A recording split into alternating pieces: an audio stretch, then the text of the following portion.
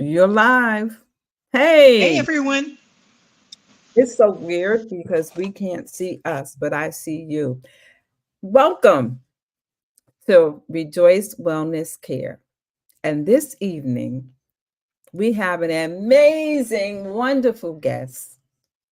She is a marriage, family, children therapist. However, I had to think about that because she's more than that to me. She's in California, but she does do coaching all over the world. And after tonight, you will want her to coach you through. I am going to bring up Miss Denise. Hey Joyce. Thank Yay! you for that introduction. That was wow. You weren't I don't ready know. for me? I wasn't ready for all that. I So appreciate it though. Well, we thank you. we're going to start doing, remember how you and I have like Friday night girlfriend conversation? Oh I yeah. think we're going to begin on Friday evening, Fridays, generational conversing, and see if we can get the young people to come on and let's just talk because I think we all have the same questions, but we all have different answers from different generations. And I think I titled this series today called Looking Through a Different Set of Lenses. Yeah. And I was inspired by you because today you were shopping and you had Coach glasses and I was trying them on. you were trying them on. Yes. You did not purchase them. No, I didn't. So even though you did not purchase them, it made me think about wow, looking through another set of lenses. What does that mean to you when you say looking through another set of lens? Well, again, it's about perspectives. Um, Looking at things in a different way. I used to be a professional photographer, and one of the assignments was for everyone to shoot one object. And when everyone came back, everyone took a very different picture. Everyone had a very different perspective. Some people got up close, some people got up high, some people did different things, but it was all a very distinctive, and it was the same object. Mhm. So I think that oftentimes we do this even in our everyday life. We can hear things like on the news and or read a post on social media, and we can have a very different perspective based upon the lens we're looking through. Yes. I did an exercise in church where if you look at the number 9 on one side, on your left side, and if Hmm. you go on the right side and look at the number 6, on the left side, it is a number 9, and on the right side, it's a number 6. And the only way you can see the difference, you have to be standing on each other's side. Hmm. And I think the election that's coming up in 3 weeks, I think there's so many different perspectives, and sometimes you wonder how can people actually see through one set of lenses. Yeah. Well, I think often people see through the lens of their own experiences Okay. and not, I think when we're looking at things, if you're, and talking about the election, that people really view it from what is it going to do for me? How does this affect me? How can this person benefit me? Um, and that could be very different than what your neighbor sees. Mhm. and even the people in your own family see. Right. Because Thanksgiving is going to be hot this year. Yes.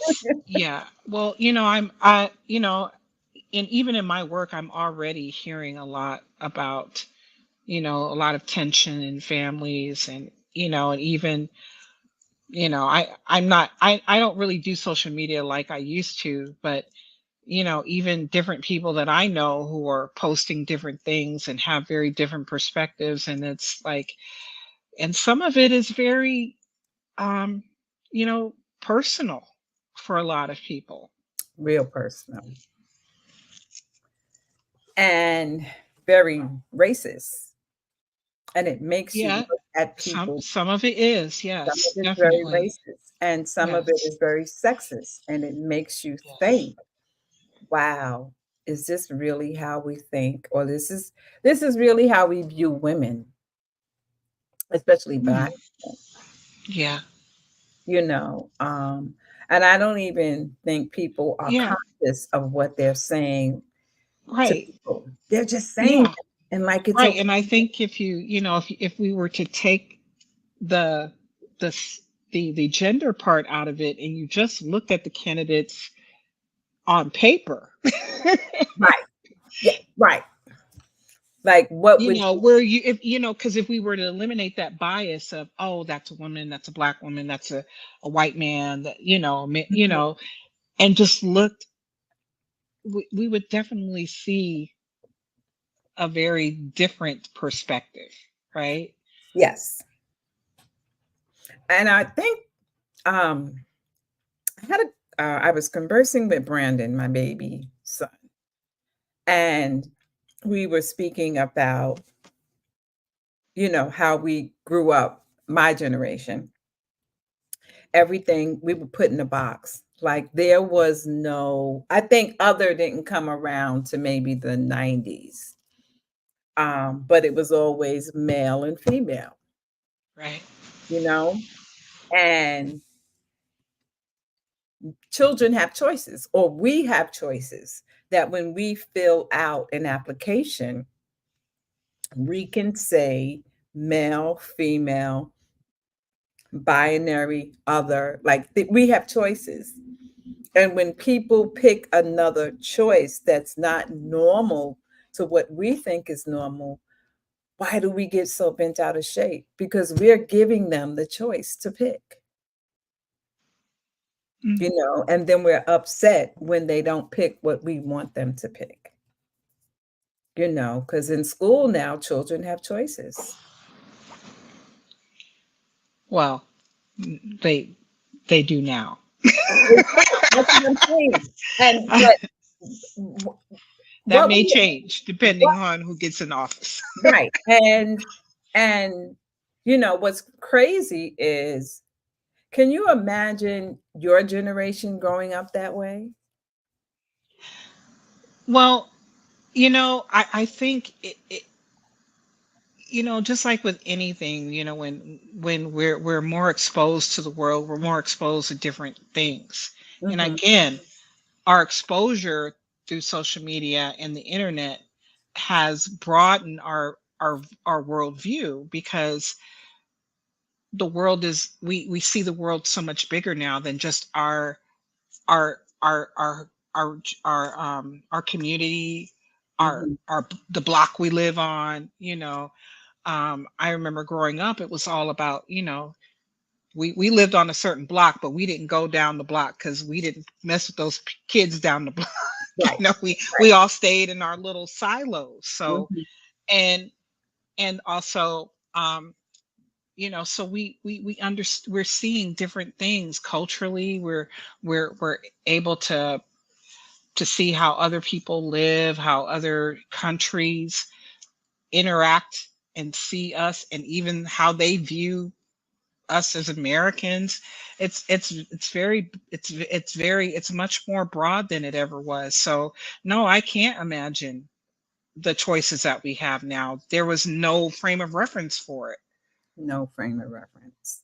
You know, I mean, most people, you know, I mean, I moved to Southern California when I was about 12 years old, And, if you go to certain areas, a lot of people never even went to the beach, Right.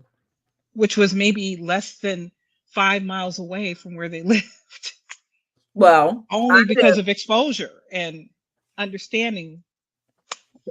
and sometimes the closer you live to something, the less you do. Because I remember 17 years I lived in Coney Island in Brooklyn. I never went to Coney Island. And I used to walk past Coney Island to get on the train. Wow. Yeah. Um, I would maybe, if I got an urge for a Frank, I would go get a Frank, but I never went to Coney Island at Yeah, all. that's interesting. Yeah. And I hate the beach. And I lived across the street. I lived 2 blocks from the no, I lived actually 1 block from the beach in Coney Island because you cross the street, the beach was right there. I can count the times I went to the beach. And now, currently, I live 2 blocks from the beach. Um, I've been on the boardwalk, but I have not been to the beach to touch the sand. I hate sand. It stays with you all year It long. does. So I don't get um the excitement of going to another place, another island, and going to the beach. I'm like, water is water. It's just a different section of the water. So Yeah. Yeah, well, I mean, I guess I brought that up because I think that we can be very close to things, but if we are in our minds very close, we don't understand how close other things are to us, and to go out and venture out and explore. And growing up, we didn't really have that. right, Our exploration didn't, really didn't go outside of our going to me going to school as a kid, or even going to your job, or per se. So yeah, so this idea of having choices, this idea that there are just different perspectives, is it's very new. And I think, it's even, but this generation, the generation coming up, is really getting to see a lot of things that kids my when I was younger never even imagine. dreamed about seeing. Yeah. Just think about it this way. My granddaughter, um, JT, she was born when Obama became president. So not just JT, but Layla and Sekou, they know of a black president. Like they don't even realize what a big deal that was. Right. And now no one in my lifetime and your mother's lifetime would have ever thought a woman would run for president of the United States of America. I Well, a think that black woman. a We've black, had women, but yes, and Shirley, but actually, in all fairness, Shirley Chisholm was the Shirley first black Chisholm, woman to run she was the for first president. president. Yes, Yeah. and I But can again, you mean to really really, have, be close to it, and especially, and um Vice President Harris is, she's just a click away from from the office right, now, right. you know.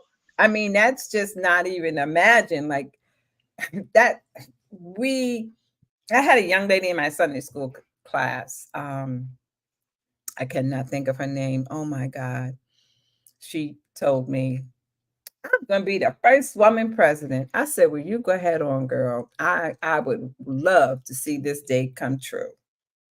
Um, but to just imagine a woman, I mean, that just, people don't understand how that's going to feel. Like Well, that's a, other countries know. yes, because other countries have women presidents Yeah, currently. currently. And guess what? They're doing pretty well. They say you want something clean up. To clean it up, you send a woman. She'll clean up the mess. You might not like the results because when they clean up, they get everything in the corner. So I think this election is going to, whichever way it goes, it's going to go down in history. Absolutely. Yeah. I just pray that it goes down in the right history, um, because Absolutely. I'm Well, nervous. there are a lot of things at stake, that even growing up, knowing that certain rights that our our forebears fought for may get taken away, Taken you away. know, and to understand, that we that nothing that we can't really just say, oh, this is going to be it and this is the way, because things change. Life be life, and people have to get on Yeah. board. They and don't. and and that's really difficult. Change is the one thing that's inevitable, but it's the one thing that we really resist, Yes. and we don't um make space for it. A lot of people are very, they're very, we can become very rigid in set in our ways. Hmm. I remember when the ATM first came out, Yes. and my mom was like, I'm not using that. Everybody thought it was like, to go and get money out, let alone make a deposit. What? And now we don't even, and now, like, if I get a check, I just do it from my home I know. on my phone, and that's, and I think, but there are a lot of, people who, are very, they can't get past that. It took a minute for me to get past it. Yeah. Because I will never forget we were in a car one day and Tarina said to me, Mommy, just deposit it, just take a picture and put it in the just take a picture. I'm like, what? I'm not doing that. I'm going to the bank. And once I took that picture, I can tell you, I can count the times that I've been to the bank to go see the teller. Because you have your favorite teller that you go to every Monday or Oh, Tuesday my or grandmother, they knew her at the bank. right. You walk in the bank, Yep. you had relationships. Yes, And I that's true. think that's what we're missing. Hmm. We don't have relationships. No, We no, we don't. don't even have. Yeah, I mean, you're absolutely right. The person at the checkout at your grocery store, your local grocery store, knows you. No, um, yeah, that those things are really are dying away, and that's really really sad, unfortunately. And and they don't even realize how important that is because they somewhat took it away. Like they don't really like this generation networks, but it's not genuine. It's not real relationships. Um Everything is business, but business is also the grocery store. So one day you go in there, you're short, but you're a regular customer. They'll say, okay, don't worry about it. I know you're coming back next week, Right. because those, Yeah. it does Well, happen. hey, you liable to go into your grocery store and be like, you got to do it yourself. Right. Listen, no. Let me tell you, I've had, I, I had the worst experience because, I like going to the store. Hmm. I like going to Whole Food or Shop and Stop. You see people and you have conversation and there's Right. rest. I mean, it's a whole community and you just never know, who you run into. And since COVID, I think I got COVID. And once I got COVID, I couldn't go to the store. So a few of my friends and family sent me groceries. I said, okay, it's cool. I got Instacart. It was fine.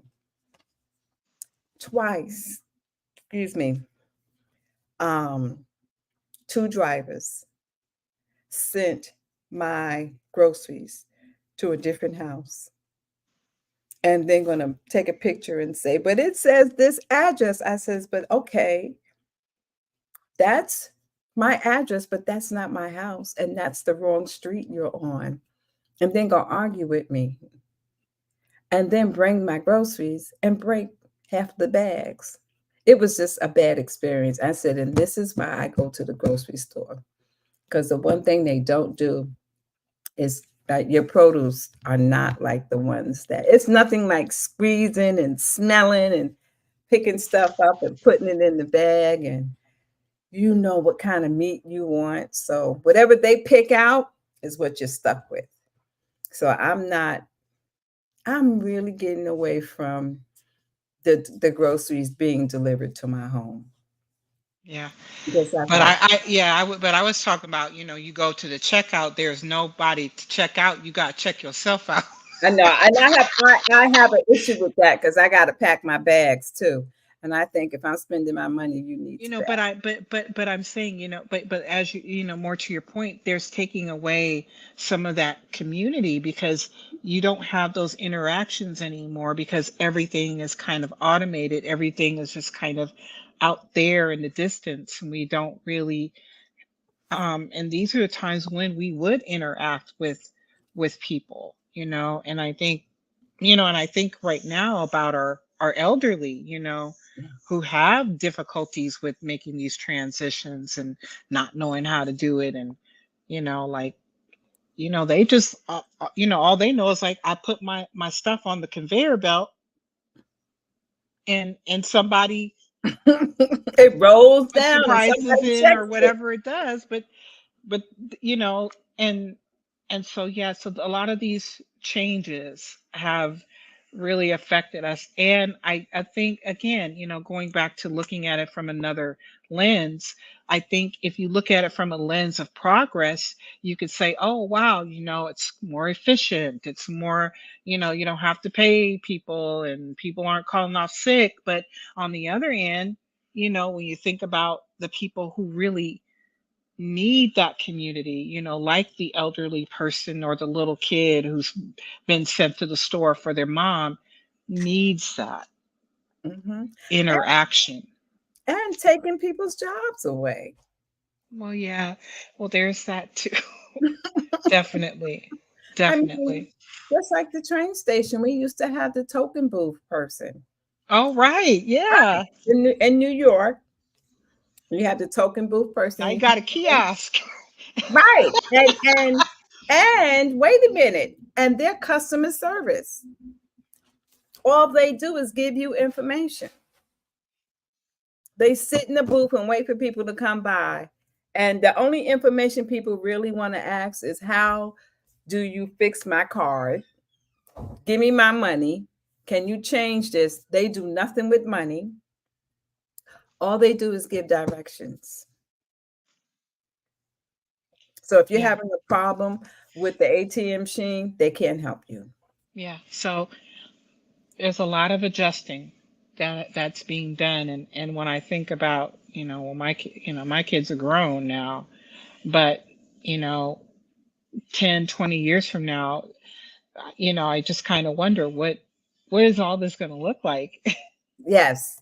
Because I'm still waiting. I'm a Jetson person, so I'm still waiting for the cars to fly because they promised me in 20, what was it, Uh, I 19 know something, I am not looking forward to that. I know people who shouldn't even be on four wheels behind a vehicle. That's going to be crazy. That would be crazy. I'm waiting for folks to start flying. Like fly. Shucks, people can't drive. Can you imagine them trying to fly a car? Oh my God. But let's see what as the world turns. Well, can you tell me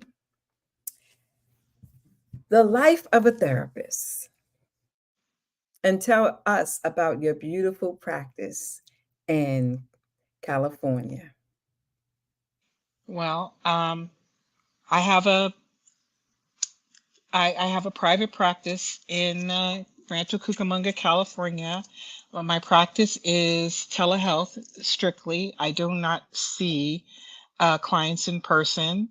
Um, and when I started off my therapy career, I did, of course, pre-pandemic, everything was done in person. Um, but during the pandemic, therapists had to adjust again with the change.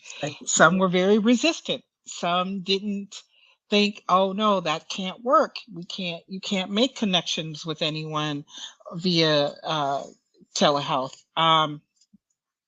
I was fortunate to have had the experience with my own personal therapist that my therapist had gone somewhere and she said, well, did you mind, meeting, over, video. And I was like, what do you mean? Like, I had no idea, and then when we did it, I was like, oh wow. And I didn't see a difference. Okay. For me, it wasn't different. I didn't feel unseen or unheard or any of that. And and so I didn't really have a struggle making the transition of Okay. not seeing clients in person. Um, and my husband's in technology, and so and my daughter, she loved the FaceTime, so I wasn't unfamiliar with the technology and Right. knew that the kind of purpose that it could serve. Mhm. And so my practice, again, it's strictly telehealth. um I I the modality that I feel connected to is compassion focused therapy. And in compassion focused therapy, there are three tenets: is self-kindness, mindfulness, and shared humanity. And the reason why I connected with that so much is like really doing during my very difficult times, I realized I was very hard on myself. Mhm. Not only was I hard on myself, but I was very critical. Okay. And oftentimes we can be very, if we're an empathic person, we know how to be caring to our friends, our families, or anyone who's feeling any kind of distress. But with ourselves, we're very judgmental.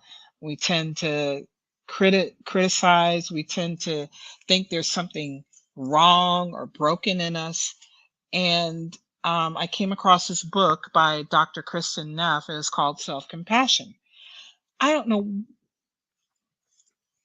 where I got it from, but I think I had seen something, I was looking trying to help another client, and then I came upon this book, and then I started reading it, and it really resonated with me Okay.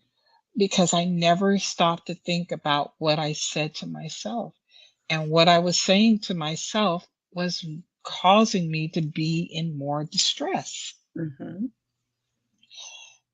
And so one of the things that self-compassion teaches is, how would you to treat yourself how you would a good friend. Yeah. And really sitting with that and really thinking about that was like, wow, I don't talk to myself well at all. Mm. And um and I and when I began to see myself differently and began to speak to myself differently, that's when I noticed a lot of my distress really um was, I began to feel better. It isn't that my situations didn't change, Mhm. right? And I tell my clients this too. you know Therapy doesn't help you change your situation.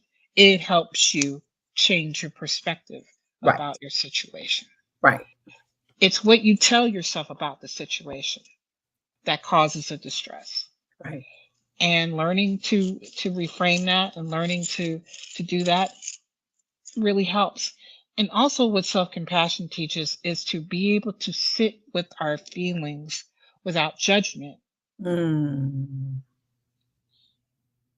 That's Because fun. it's hard because what we want to do is we want to avoid how we feel. We don't want to sit with how we feel. We don't want to make space for it. But the only way to get over is to get through. Right. And then the piece of shared humanity really talks about we all suffer, all of us. That is something that we are on a very equal playing field when it comes to human suffering. We all go through stuff. I don't But care how rich you are. I don't care if you're white, you're black. You we all experience pain. but isn't it crazy though? The Bible also tells you that we are going to suffer. Like that's part of it. But then you have these, I call them make believe preachers Oh, because they okay. don't, Make believe preachers. yeah, Okay. because they don't have a, they have degrees, but they're not accredited and you can't get a real job with them. And they misread the Bible and they have this prosperity, everything feel good, Yeah, money, if money, if money. you suffering, you must be doing something wrong. Right, you feel suffering. 'Cause, Like like I I I'll never forget when a particular preacher, I won't say someone's name, but they were in a restaurant and they told this story online. They were in a restaurant and their wife looked over and the wife said, "Oh my God, you know, the terrible twos." And they were like, "Right, because when we have children, we're going to pray them out. We're going to pray that demon out, and they're not going to have the terrible twos." And then they said, quote unquote, that they prayed. They started when the wife realized she was having their first child. They started praying. So when the child became two, they did not go through the terrible twos because God fixed it. And I said, "Why are you lying to these people?" Because all children go through terrible twos, and someone's going to be in the audience, in church, listening to this, and their child is having tearing the house down and they're terrible twos, and they're going to think this child has a demon or something wrong with this child, and they're doing everything under the sun and nothing's happening. And it's like you have to be careful when you say things like this because this is not true. It's part of human development. You're going to go through the terrible twos. Now, if it lasts till 5, there's a problem. But you have that period. Children are a nightmare, especially when it's your first child. And yeah, just make you feel like if something bad does happen, that you did something. I'll never forget someone told one of my children, that was very sick, um, that she must have done something for her to be so sick. yeah. People are so Yeah. church Yeah. brain. Yeah. I mean, I grew up in that whole name it, claim it Mhm, movement, and only speak life, don't speak negative, and you know, um if you're feeling bad, you shouldn't be feeling bad. And, there's again, and I think that's another reason why I was drawn to this mhm. modality was because it really took away that feeling that there was something defective in me Right. because the things that I developed in order to help me cope Mhm, were protective. They mhm. weren't defective. Right. Right. Right. And so I do think that, I love the church. I love God, and I think and like with anything else, I think hopefully, like with you, what you teach your congregants is a broader perspective. It's understanding that yes, we do have a God that loves us. We have a God that wants the best for us. but in this world we will have trouble. It's promised. How do we manage the trouble when it comes? Right. And what's crazy is, one thing I love about the Old Testament, God is mean. God is mean as a skunk. Is But he mean though? I mean, wait a minute. In Genesis, when he has his conversation with Noah, he basically said, well, not he, but God, because God is not a he.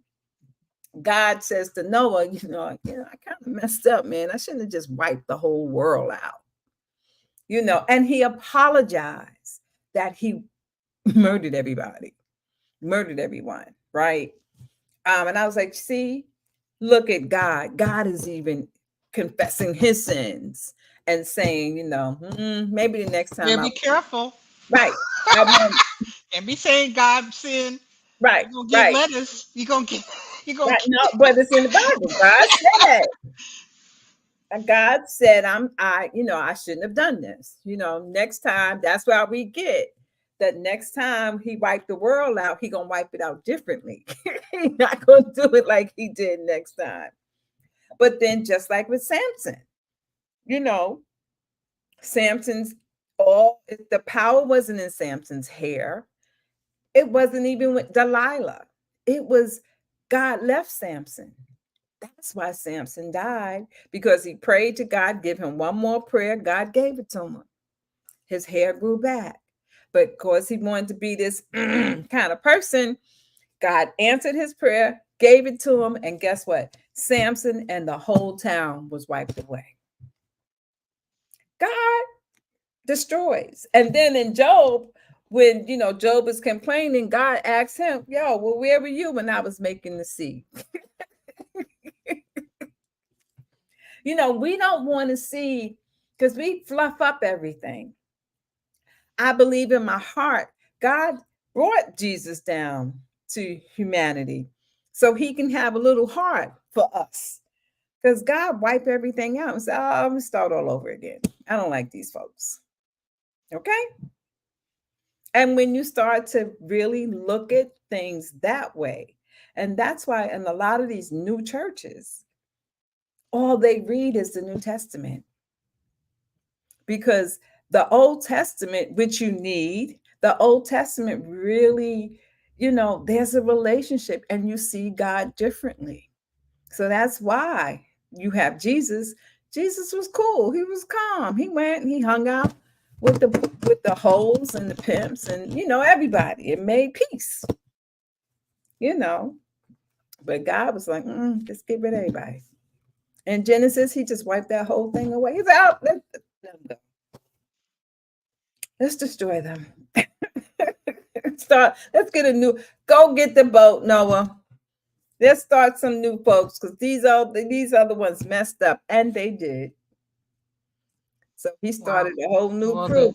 the well his well no Noah and his crew started off problematic too. So I know. we won't Yeah, get into the incest and the I know. and Right. all It the got stuff. it did not get better. It looked like it got worse as it went on. So I'm like, oh God, I don't know about Noah, because now you got Lot and his crazy family. Yeah, Yeah. it's Yeah. It's crazy. And it's crazy how, if you ever listen to a sermon, and this is looking through another set of lens, if you ever listen to a sermon, listen how they always start out with Paul's letters. And like I tell anyone, when Paul is secondary, Jesus comes first. So we should really be teaching Jesus' message, and that's the Gospels, and then bring Pauline's letters and the other ones that are there into the content, not teach all Pauline's letters and then at the end we take them to Calvary. That's why the church has been so dogmatic. And I had a revelation the other day. you know Mary and Joseph ain't never got married. Ain't nowhere in the Bible. I looked for it. Ain't nothing in the Bible that told us that they ever got married. Nothing. Interesting. That's looking through another set of lens. I know folks is probably saying I done lost my mind, but if anybody can find me a text that said they went to a wedding with Jesus and Mary, Well, I mean, weren't they technically they were married because they were betrothed? I mean, no, they were engaged to be married. yeah, but wasn't that like but that was a binding agreement in that time. That's why Joseph wanted to put her away because because she was pregnant with, he She was says, with pregnant with right, somebody else. Yeah. but right, but they were engaged because weddings back then were like the weddings in India. That it's a 3-day ceremony because that's the endow. Because remember, um, Mary's father had to. Now, who pays who? Joseph had to pay Mary's father the endow because they give endows when they get married. So none of that happened. Yeah, I can't, I know you don't ever know, but see that there was a way. I mean, the only wedding we hear about is when Jesus performed his first miracle. right. And That's we the know they had only weddings. wedding. That's the only wedding in the Bible. Other than that, there's nothing there. Even though someone, I won't mention their name, some idiot pastor talked about the first wedding. I don't even know how they put their mouth to say this. The first wedding of the church was when Jesus called the bride his church. I said, you need to go back to wherever you went and give back your unaccredited degree because that does not make sense. People Yeah, just well, make up stuff, but again, I mean, the same can be said with, my field. I mean, I hear a lot from, clients that come to see me that, you're the first therapist that really asked me questions about this, or, that they, and, and I'm always like very perplexed. It's like, what did they do? Like, what were you, um, but again, these are, people get education, but at the end of the day, when you're in that therapy room with a person, you can't govern what happens, no, we cannot. and that therapist has their own bias Yes, that they have to address.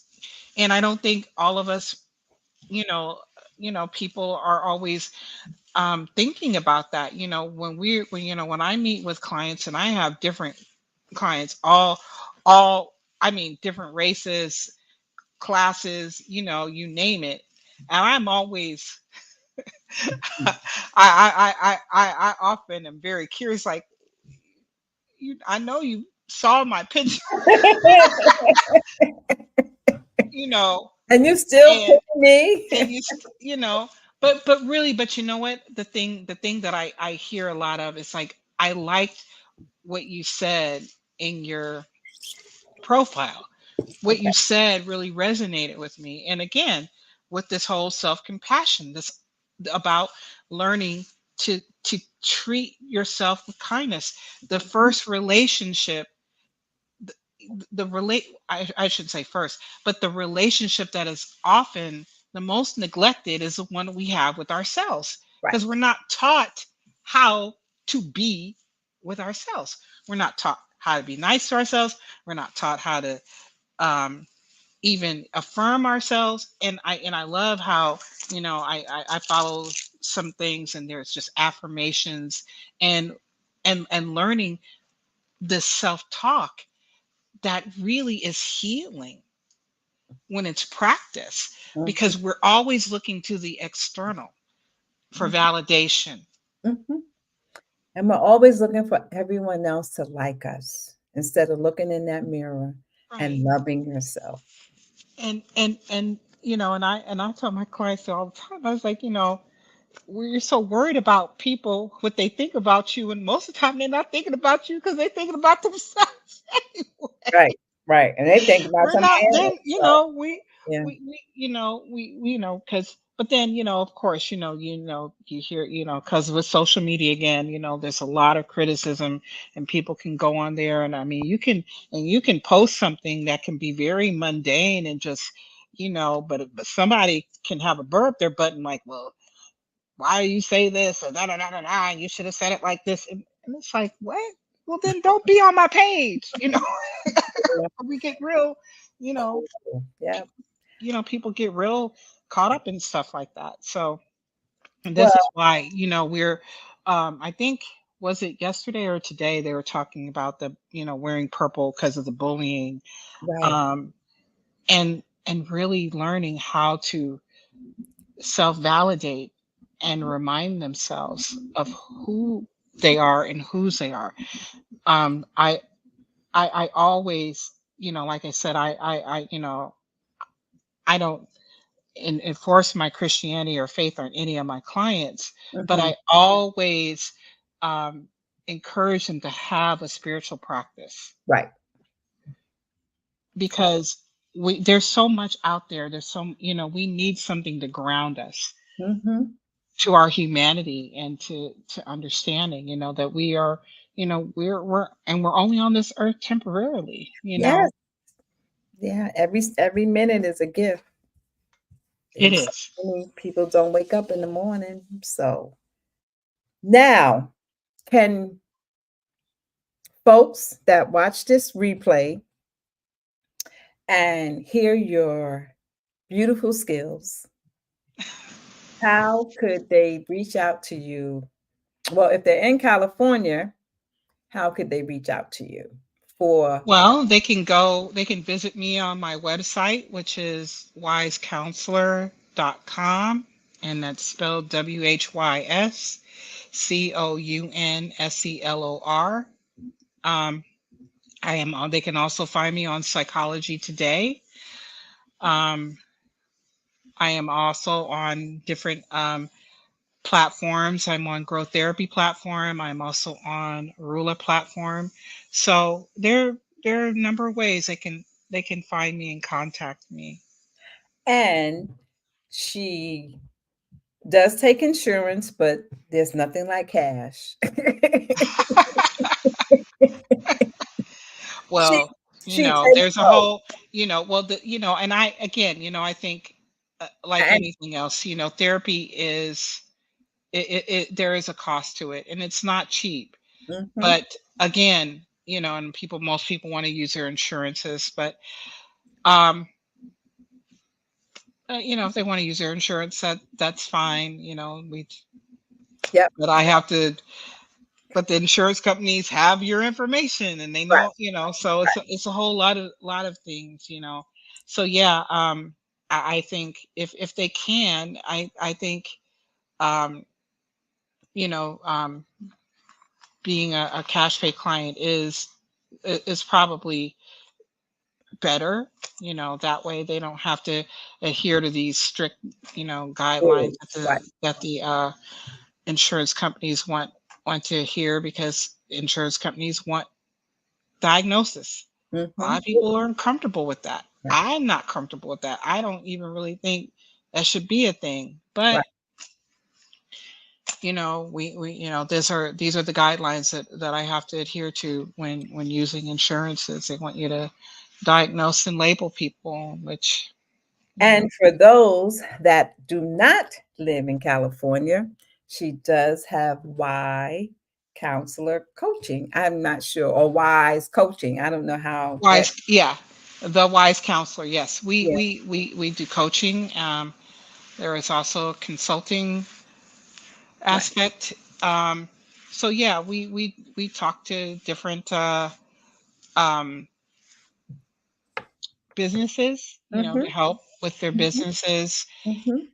Because a lot of times, in order to help with employees, because employees are people, and you have conflicts in workplaces, and you have biases in workplaces, and so those things have to be addressed. And so, yeah, we do help with that as well.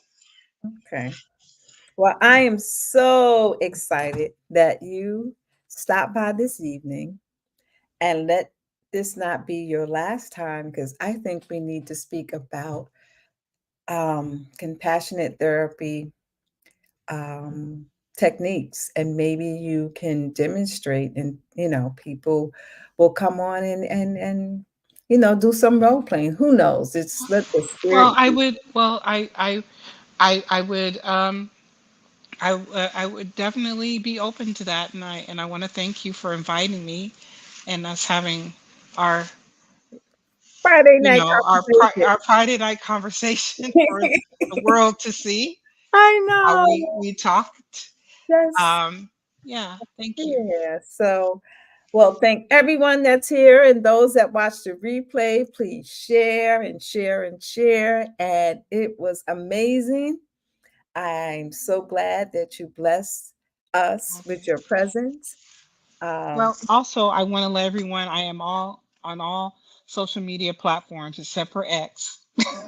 yeah, So I do. I am on Instagram. I am on Facebook. The Wise Counselors on Facebook and Instagram and Threads. good. Oh, well, go ahead on, girl. Do your thing. Are you on TikTok too? No, my Okay. my son won't let me get it. Oh, no. Okay. All right. You and your son. No, that I am not on TikTok. Okay. That's okay. You have enough sites that you covered, and the world, you're about to be released to the world. So Okay. I'm looking forward to you coming back and having these fireside chats on a Friday night. How about that? Yes. God bless you. And thank Bless you you. all for coming and joining us for Rejoice Wellness Care, because we are here to rejuvenate enough joy that you get excited about yourself. So, bye, everyone. Bye Bye. out Thank there in you. Bye, everyone. California. Mwah, mwah, mwah, mwah, mwah. And see you guys next time, okay? Bye. Bye. I smile. I smile. And